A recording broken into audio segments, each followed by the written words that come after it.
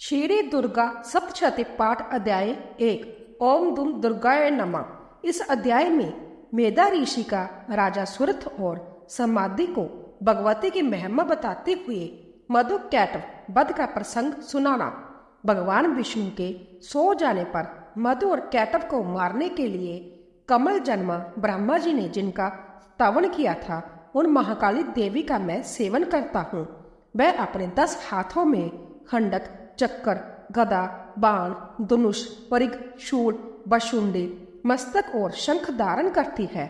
उनके 3 नेत्र है। वह समस्त अंगों में दिव्य आभूषणों से विभूषित है। उनके शरीर की कांति नीलमणि के समान है तथा वह 10 मुख और 10 पैरों से युक्त है। मार्कंडेय जी बोले, सूर्य के पुत्र सवर्णी जो 8वें मनु कहे जाते हैं, उनकी उत्पत्ति की कथा विस्तार पूर्वक कहता हूँ, सुनो। सूर्य कुमार महाभाग सवर्णी भगवती महामाया के अनुग्रह से जिस प्रकार मनवत्तर के स्वामी हुए, वही प्रसंग सुनाता हूँ। पूर्व काल की बात है।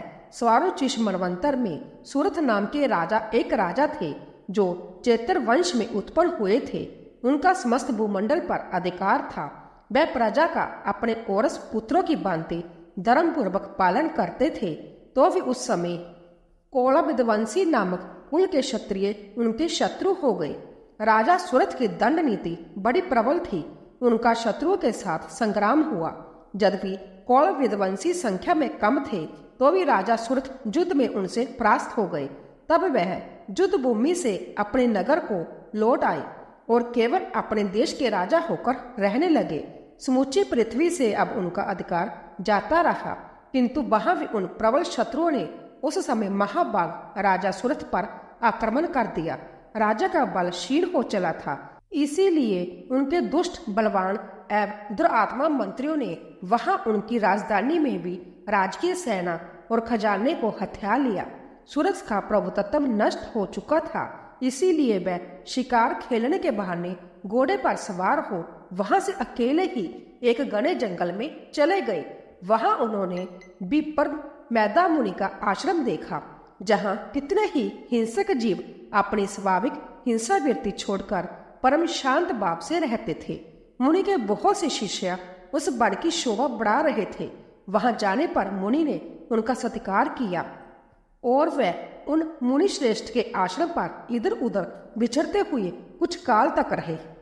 फिर ममता से आकृष्ट चित्त होकर वहां इस प्रकार चिंता करने लगे, पूर्व काल में मेरे पूर्वजों ने जिसका पालन किया था, वही नगर आज मुझसे रहित है। पता नहीं मेरे दुराचारी भृत्यगण उसकी धर्म पूर्वक रक्षा करते हैं या नहीं। जो सदा मद की वर्षा करने वाला और शूरवीर था, वह मेरा प्रधान हाथी अब शत्रुओं के अधीन होकर ना जाने किन भोगों को भोगता होगा। जो लोग मेरी कृपा, धन और भोजन पाने से सदा मेरे पीछे पीछे चलते थे, वह निश्चय ही अब दूसरे राजाओं का अनुसरण करते होंगे। उन अपव्ययी लोगों के द्वारा सदा खर्च होते रहने के कारण अंततः कष्ट से जमा किया हुआ मेरा वह खजाना खाली हो जाएगा। ये तथा और भी कई बातें राजा सुरथ निरंतर सोचते रहते थे। एक दिन उन्होंने वहां विपर मेधा के आश्रम के निकट एक वैश्य को देखा और उससे पूछा, भाई तुम कौन हो? जहां तुम्हारे आने का क्या कारण है? तुम क्यों शोकग्रस्त और अनमने से दिखाई देते हो? राजा सुरथ का यह प्रेम पूर्वक कहा हुआ वचन सुनकर वैश्य ने विनीत भाव से उन्हें प्रणाम करके कहा। वैश्य बोला, राजन, मैं धनियों के कुल में उत्पन्न एक वैश्य हूँ। मेरा नाम समाधि है। मेरे दुष्ट स्त्री पुत्रों ने धन के लोभ से मुझे घर से बाहर निकाल दिया है। मैं इस समय धन, स्त्री और पुत्रों से वंचित हूँ। मेरे विश्वसनीय बंधुओं ने मेरा ही धन लेकर मुझे दूर कर दिया है। इसीलिए दुखी होकर मैं वन में चला आया हूँ, जहाँ रहकर मैं इस बात को नहीं जानता कि मेरे पुत्रों की, स्त्री की और सब जनों की कुशल है या नहीं। इस समय घर में वह कुशल से रहते हैं अथवा उन्हें कोई कष्ट है। वह मेरे पुत्र कैसे है? क्या वह सदाचारी है अथवा दुराचारी हो गए हैं? राजा ने पूछा, जिन लोभी स्त्री पुत्र आदि ने धन के कारण तुम्हें घर से निकाल दिया, उनके प्रति तुम्हारे चित्त में इतना स्नेह का बंधन क्यों है? वैश्य बोला, आप मेरे विषय में जैसी बात कहते हैं वह सब ठीक है, किंतु क्या करूं, मेरा मन निष्ठुरता नहीं धारण करता। जिन्होंने धन के लाभ में पड़कर पिता के प्रति स्नेह, पति के प्रति प्रेम तथा आत्मीय जन के प्रति अनुराग को तिलांजलि दे मुझे घर से निकाल दिया है, उन्हीं के प्रति मेरे हृदय में इतना स्नेह है। महामते, गुणहीन बंधुओं के प्रति भी जो मेरा चित्त इस प्रकार प्रेम मगन हो रहा है, यह क्या है? इस बात का मैं जानकर भी नहीं जान पाता। उनके लिए मैं लंबी सांसें ले रहा हूँ और मेरा हृदय अंतत दुखित हो रहा है। उन लोगों में प्रेम का सर्वथा अभाव है, तो भी उनके प्रति जो मेरा मन निष्ठुर नहीं हो पाता, इसके लिए क्या करूं? मार्कंडेय जी कहते हैं, ब्रह्मा तदंतर राजाओं में श्रेष्ठ सूरत और वह समाधि नामक वेश्या दोनों साथ साथ मेधा मुनि की सेवा में उपस्थित हुए और उनके साथ जथा जोग्य न्यायपूर्ण विनयपूर्ण बर्ताव करके बैठे। तत्पश्चात वेश्या और राजा ने कुछ वार्तालाप आरंभ किया। राजा ने कहा, भगवान, मैं आपसे एक बात पूछना चाहता हूँ, उसे बताइए। मेरा चित्त अपने अधीन न होने के कारण वह बात मेरे मन को बहुत दुख देती है। जो राज्य मेरे हाथ से चला गया है, उसमें और उसके संपूर्ण अंगों में मेरी ममता बनी हुई है। मुनिश्रेष्ठ, यह जानते हुए भी कि वह अब मेरा नहीं है, अज्ञानी की भांति मुझे उसके लिए दुख होता है। ये क्या है? इधर यह वेश्या भी घर से अपमानित होकर आया है, इसके पुत्र, स्त्री और त्यों ने इसे छोड़ दिया है। सब जनों ने भी इसका परित्याग कर दिया है, तो भी यह उनके प्रति अंततः हार्दिक स्नेह रखता है। इस प्रकार यह तथा मैं दोनों ही बहुत दुखी है, जिसमें प्रत्यक्ष दोष देखा गया है। उस विषय के लिए भी हमारे मन में ममता जनित आकर्षण पैदा हो रहा है। महाभाग, हम दोनों समझदार हैं, तो भी हमें जो मोह पैदा हुआ है, ये क्या है? विवेक शून्य पुरुष की भांति मुझ में और इसमें भी यह मूढ़ता प्रत्यक्ष दिखाई देती है। ऋषि बोले, महाभाग, विषय मार्ग का ज्ञान सब जीवों को है, इसी प्रकार विषय भी सबके लिए अलग अलग है। कुछ प्राणी दिन में नहीं देखते और दूसरे रात में ही नहीं देखते, तथा कुछ जीव ऐसे हैं जो दिन और रात्रि में भी बराबर ही देखते हैं। यह ठीक है कि मनुष्य समझदार होते हैं, किंतु केवल वह ही ऐसे नहीं होते। पशु, पक्षी और मृग आदि सभी प्राणी समझदार होते हैं। मनुष्यों की समझ भी वैसी ही होती है जैसी उन मृग और पक्षियों की होती है, तथा जैसी मनुष्य की होती है वैसी ही उन मृग पक्षी आदि की होती है। यह तथा अन्य बातें भी प्राय दोनों में समान ही है। समझ होने पर भी इन पक्षियों को तो देखो, जैसे संभव भूख से पीड़ित होते हुए भी मोहवश बच्चों की चोंच में कितने चाव से अन्न के दाने डाल रहे हैं। नरश्रेष्ठ, क्या तुम नहीं देखते कि यह मनुष्य समझदार होते हुए भी लोभवश अपने किए हुए उपकार का बदला पाने के लिए पुत्रों की अभिलाषा करते हैं? यद्यपि उन सब में समझ की कमी नहीं है, तथापि वह संसार की स्थिति, जन्म मरण की परंपरा बनाए रखने वाले भगवती महामाया के प्रभाव द्वारा ममताएं भंवर से युक्त मोह के गहरे गर्त में गिराए गए हैं। इसीलिए इसमें आश्चर्य नहीं करना चाहिए। जगदीश्वर भगवान विष्णु की जोग निंद्र रूपा जो भगवती महामाया है, उन्हीं से यह जगत मोहित हो रहा है। वह भगवती महामाया देवी ज्ञानियों के विचित्त को बलपूर्वक खींचकर मोह में डाल देती है। वह ही इस संपूर्ण चराचर जगत की सृष्टि करती है, तथा वह ही प्रसन्न होने पर मनुष्यों को मुक्ति के लिए वरदान देती है। वह ही प्राप्त विद्या, संसार बंधन और मोक्ष की हेतु भूता सनातनी देवी तथा संपूर्ण ईश्वरों की भी आदेश्वरी है। राजा ने पूछा, भगवान, जिन्हें आप महामाया कहते हैं, वह देवी कौन है? ब्राह्मण, उनका आविर्भाव कैसे हुआ तथा उनके चरित्र कौन कौन है? ब्रह्मा वेताओं में श्रेष्ठ महर्षि उन देवी का जैसा प्रभाव हो, जैसा स्वरूप हो और जिस प्रकार प्रादुर्भाव हुआ हो, वह सब मैं आपके मुख से सुनना चाहता हूँ। ऋषि बोले, राजन, वास्तव में तो वह देवी नित्य स्वरूपा ही है।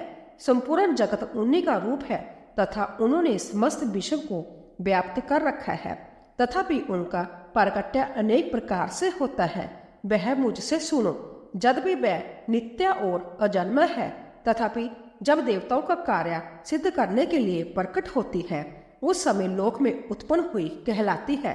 कल्प के अंत में जब संपूर्ण जगत एक कारणम में निमग्न हो रहा था और सबके प्रभु भगवान विष्णु शेषनाग की शैया बिछाकर जोग निद्रा का आश्रय ले सो रहे थे, उस समय उनके कानों के मैल से दो भयंकर असुर उत्पन्न हुए, जो मधु और कैटव के नाम से विख्यात थे।